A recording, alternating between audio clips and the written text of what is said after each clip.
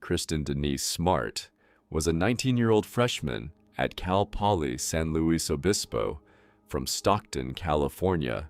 She disappeared over Memorial Day weekend, 1996, after leaving an off-campus party. Decades of investigation followed with no body recovered. In April 2021, police arrested Paul Flores, a classmate and last person seen with Kristin, and his father, Ruben. In October 2022, a jury convicted Paul Flores of first-degree murder. He was sentenced in March 2023 to 25 years to life. As of mid-2026, Paul is incarcerated and searching continues for Kristin's remains. Investigators have since conducted advanced searches, including ground-penetrating radar and soil vapor tests, at properties owned by the Flores family, finding soil chemicals consistent with human decomposition, but no human remains. Media coverage, notably the 2019 podcast Your Own Backyard, renewed public interest and helped develop new leads. This dossier compiles verified facts: Kristin's background, the timeline of her disappearance, the initial 1996 investigation, the backgrounds of Paul Flores and other key individuals, all physical and circumstantial evidence found, the role of media and podcasts, the 2021 to 2023 legal actions, charges, trial, verdict, sentencing, subsequent developments through 2026, and a clear distinction between facts proven in court and remaining allegations. All statements are drawn from official sources and reputable news reports. Kristin Smart was born in 1977 and raised in Stockton, California. She was a 19-year-old college freshman at Cal Poly San Luis Obispo when she disappeared. The San Luis Obispo Tribune reports that she lived with her parents, Stan and Denise Smart, and had two siblings, an older sister, Lindsay, and a younger brother, Matt. Kristin was studying at Cal Poly in the School of Architecture or Graphic Communications. Friends and family remember her as ambitious and caring. In her hometown of Stockton, she had been active in school and community events. Kristin was legally declared dead on May 25, 2002. But at the time of her disappearance, she was simply a missing young woman with a college degree ahead of her. On the night of May 24th to 25th, 1996, Memorial Day weekend, Kristin attended a small off-campus party on Crandall Way, just south of the Cal Poly campus. Around 2 a.m. on May 25th, eyewitnesses say Kristin left the party walking with fellow students Paul Flores and Cheryl Anderson. The group walked toward the Santa Lucia Hall dorms. At the intersection of Perimeter Road and Grand Avenue, Cheryl split off. Kristin and Paul continued together. Paul later told police he walked Kristin most of the way to her dorm and left her there around 2:30 a.m. That was the last confirmed sighting of Kristin. She never returned to her dorm room and never called home. After Kristin failed to appear for classes on May 27th, friend Jennifer Phipps contacted Cal Poly police, but no case was opened that day. On May 28th, Phipps reported Kristin missing to San Luis Obispo police, and a formal missing person report was filed by campus officers that day. These contemporaneous reports establish the timeline of Kristin's last known movements and the initial missing person notifications. In the immediate aftermath of Kristin's disappearance, Cal Poly campus, police, and then the San Luis Obispo Sheriff's Office conducted searches and interviews. Investigators questioned Paul Flores on May 28th to 30th, 1996. He told officers he had parted from Kristin outside Santa Lucia Hall and denied seeing her after 2:30 a.m. In early June 1996, police searched Kristin's dorm room, Muir Hall, but found nothing. By the end of May, investigators had brought in cadaver dogs. At least 4 dogs, working separately, alerted to the odor of human decomposition in Paul Flores's Santa Lucia Hall dorm room and on his discarded mattress. This suggested an area of interest, but no remains were immediately recovered. On July 17, 1996, sheriff's detectives searched Paul Flores's family home in Arroyo Grande, owned by his parents. That search also turned up no evidence. During the next months, the Smart family accused police of missteps. For example, the initial missing person report was not taken until 2 days after Kristin vanished. Prosecutors convened a grand jury in late 1996 and subpoenaed Paul and his parents, but no charges were filed at that time. By May 1997, the sheriff publicly stated that no other suspects had emerged, effectively focusing suspicion on Paul Flores. In summary, the 1996 investigation included interviews of witnesses, dorm searches, K-9, and landfill searches, and a 1996 search of the Flores home, but no physical trace of Kristin was found. Paul Richard Flores, born approximately 1977, was a fellow student in Kristin's dorm building. He grew up in Stockton, and by 2021 was living in Los Angeles. He had no known criminal record at the time of Kristin's disappearance. Years later, police revealed Paul had been investigated for other crimes. For example, a Los Angeles rape case in 2007, to which his DNA was later linked. In 2021, Paul was arrested and charged with Kristin's murder.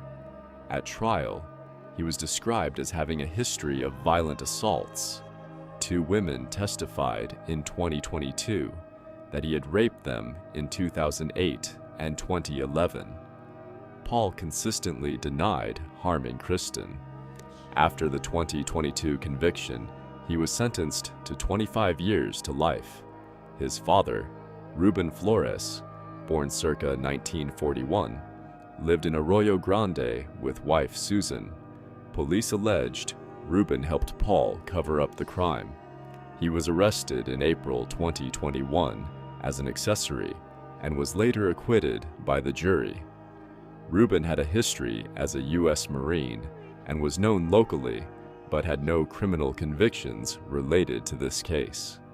Susan Flores, Paul's mother and Ruben's wife, owned the Arroyo Grande house and a San Pedro home where Paul lived.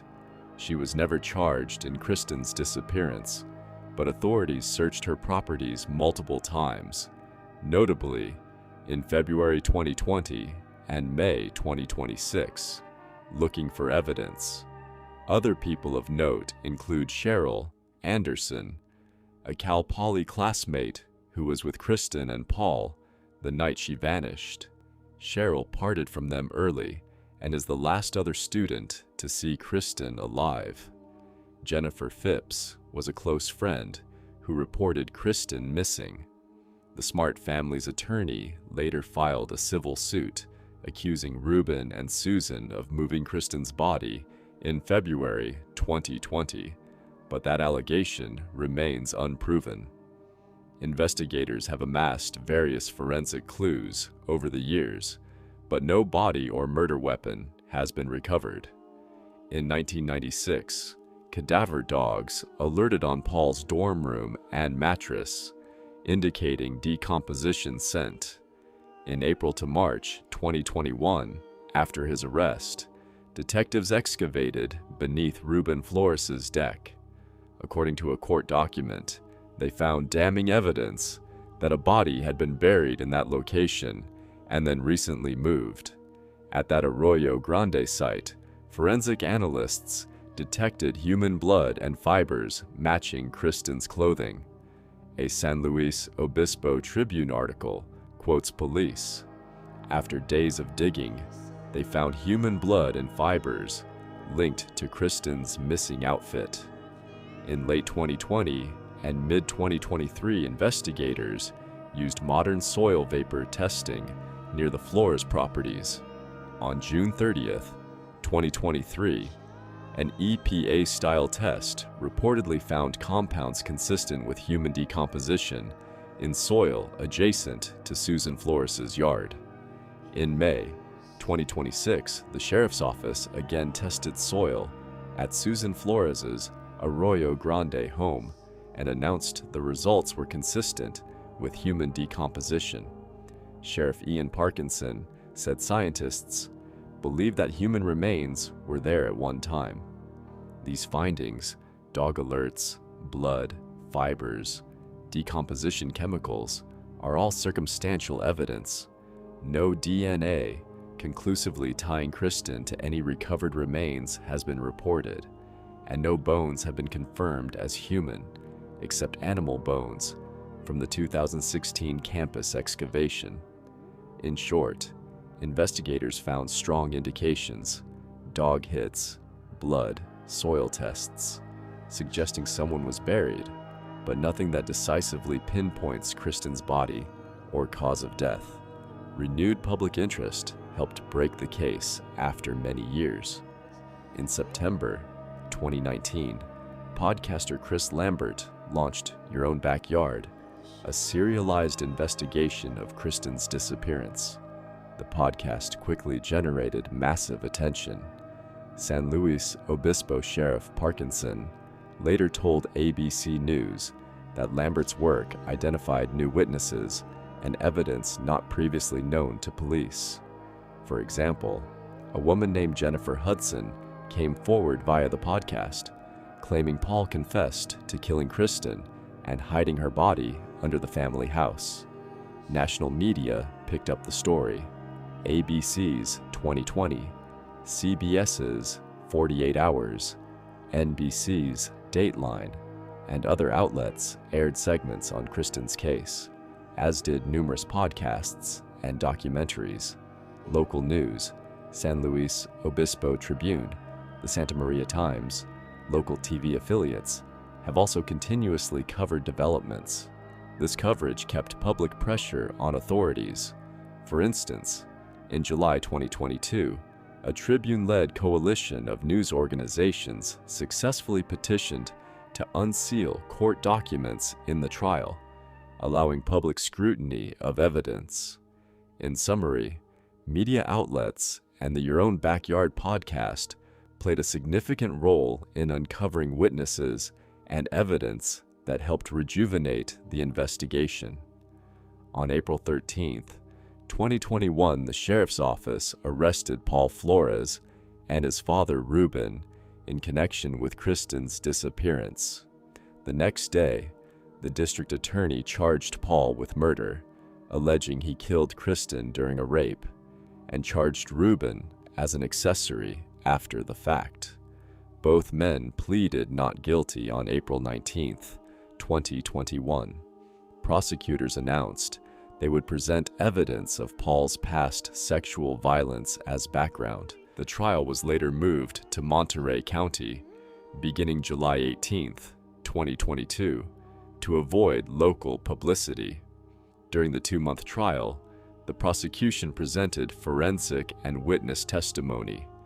In addition to the Smart family, 2 adult women, identified only as Jane Does, testified that Paul Flores had raped them in unrelated incidents in 2008 and 2011. Defense attorneys argued that there was no physical evidence of Kristin's body and the case was circumstantial. On October 18th, 2022, the juries delivered verdicts. Paul Flores was found guilty of the first-degree murder of Kristin Smart, while Ruben Flores was acquitted of the accessory charge.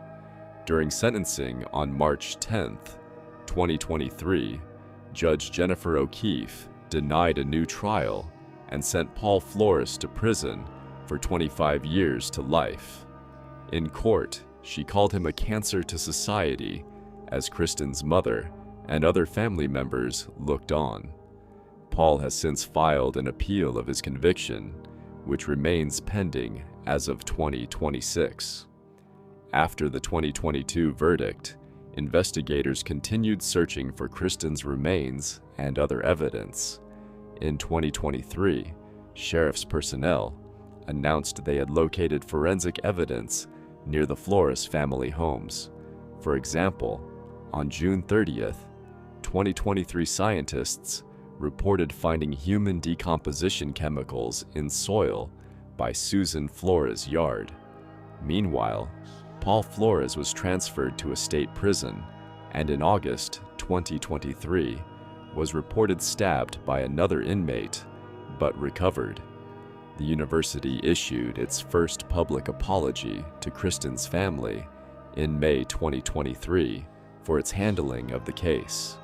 The biggest development came in early May 2026.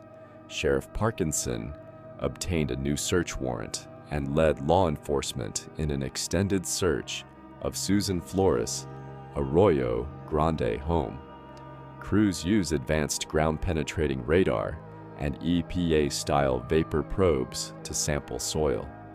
On May 8, 2026 officials announced that the soil tests at that site showed positive results consistent with human decomposition. Parkinson said investigators have not discovered Kristin yet, but believed a body was there at one time.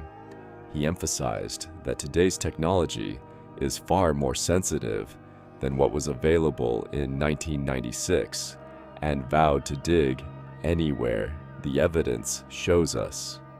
By the end of that week, however, authorities reported that they had not recovered Kristin's remains.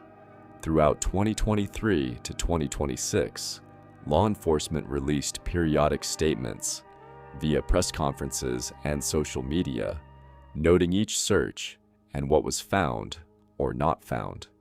As of July 2026, the case remains officially open. Parkinson has reiterated that detectives remain fully committed to finding Kristin and bringing her home. The only judicially established facts are that Kristin Smart disappeared in 1996 and that Paul Flores was legally found guilty of her murder. The verdict and sentencing are final, subject to appeals. So Flores' guilt is a fact, and she is considered dead by law, declared dead in 2002. What remains unproven is any direct physical proof of her death. Kristin's body has never been found. Prosecutors' theory that Paul tried to rape and then killed Kristin was accepted by the jury, but in the absence of a corpse, this narrative is based on witness statements and circumstantial evidence. The Smart family's 2021 civil lawsuit alleged that Ruben and Susan Flores moved Kristin's remains on February 9th, 2020, but that claim has not been verified in court or by physical evidence. Similarly, media stories of hidden videos or sensational clues have not been substantiated by investigators. In summary, Flores' conviction is factual, but almost every detail of how Kristin died and where her body is located remains in the realm of allegation or theory. Until remains or new evidence are found, those elements must be treated as unproven. She walked away from a party and never came home. Memorial Day weekend, 1996, a college campus turns into a mystery. No body was found, but years later, someone went to prison. Closing lines can underscore the unknown. For example, he's behind bars, but where is Kristin Smart? Justice was served in court, but her remains are still missing. Her voice was finally heard by a jury, but the search for her body goes on. These concise sentences are designed to grab attention at the start or end of a documentary segment.